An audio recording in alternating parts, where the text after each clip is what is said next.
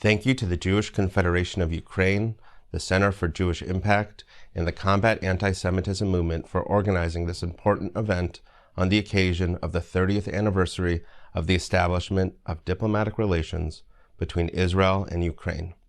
My name is Keyak, and I am the U.S. Deputy Special Envoy to monitor and combat anti-Semitism.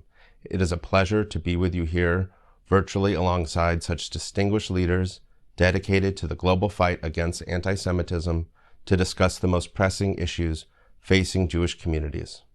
I am grateful for the opportunity to underscore the Biden-Harris administration's deep commitment to combating anti-Semitism, both at home and abroad, as we continue to see levels of anti-Semitism rise worldwide. This summer, President nominated well-known academic and advocate Dr. Deborah Lipstadt to be the U.S. Special Envoy to monitor and combat anti-Semitism with the rank of ambassador. While we look forward to welcoming the Special Envoy once she is confirmed by the U.S. Senate, it is my honor to have joined the department as the Deputy Special Envoy to help lead the fight against global anti-Semitism. On October 6th, Secretary Blinken was honored to be part of the ceremony marking the 80th anniversary of the Babin Yar massacre. Secretary Blinken spoke movingly about his stepfather's experience during the Holocaust. His stepfather was a Jew born in Poland and lost almost everyone he loved in the Holocaust. He survived Auschwitz and several other Nazi concentration camps. When Secretary Blinken's stepfather addressed the Soviet delegation in 1971, he talked about the dangers of anti-Semitism, the hard work societies must do to root out ethnic and racial hatred, and the perils of covering up the darkest periods of our history. He urged the delegation to visit Babin Yar to see the human consequences firsthand. We have witnessed an alarming rise in anti-Semitism around the world for well over a decade. One of the most shocking consequences of the Israel-Gaza escalation earlier this year is that it led to an explosion of anti-Semitic rhetoric, violence, and other incidents. This included in the United States, which experienced a startling 80% increase in anti-Semitic incidents during the month of May. We unequivocally condemn all attacks targeting Jews, Jewish places of worship, community centers, and cemeteries, as well as anti-Semitic rhetoric in the United States and abroad. As President Biden said on May 28th, in recent days we have seen that no community is immune. We must all stand together to silence these terrible and terrifying echoes of the worst chapters in world history and pledge to give hate no safe harbor. The importance of governments condemning anti-Semitic acts and rhetoric as they occur cannot be overstated. As Secretary Blinken outlined in a May interview in Israel, we all have to be attentive when we see anti-Semitism emerge anywhere, whether it's in the United States or whether it's anywhere in the world. We have to take it seriously, we have to address it, we have to deal with it. The response from the United States, Ukraine, and our partners around the world must be cooperative and comprehensive.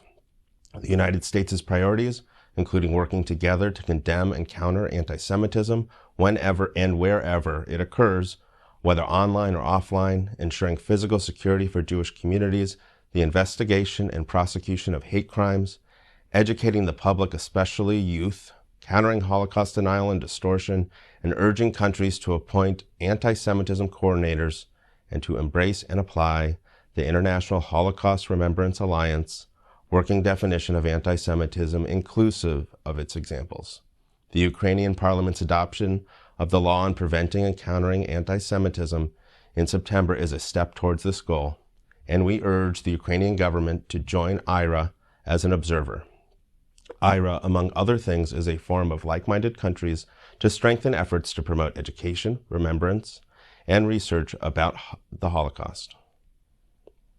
For the past few years, Congress has directed $1 million annually to be spent to combat anti-Semitism globally as part of larger efforts to promote international religious freedom. The State Department has built interfaith networks in Central Europe to advocate for greater societal inclusion for members of all religious minority groups, including Jewish communities.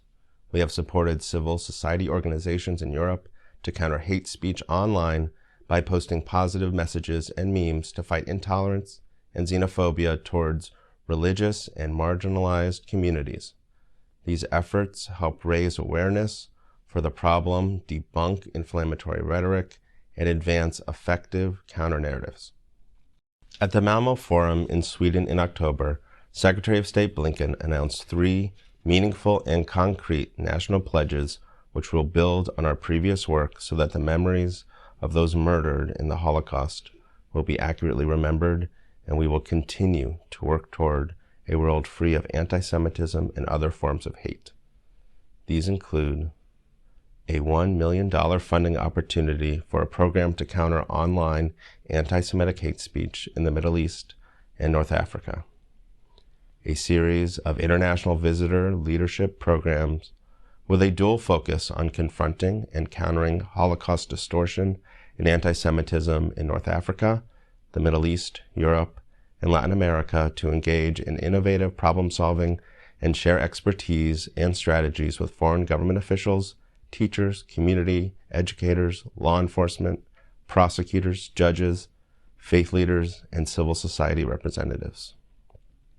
Subject to congressional approval, $1 million for a program to support the objectives of the IRA Global Task Force Against Holocaust Denial and Distortion, including the hashtag Protect the Facts campaign. We must work together to fight anti-Semitism and intolerance in all forms and to defend the values and freedoms that protect human rights and dignity for everyone. As President Biden said in early December, we have to stand against the resurgence of this tide of anti-Semitism and other forms of intolerance and hate here at home and around the world. The United States is steadfast in its ongoing commitment to counter rising global anti-Semitism. We will not cease in our efforts to turn the tide of hate around the world. We look forward to continuing to partner with all of you. Thank you for the opportunity to address you today.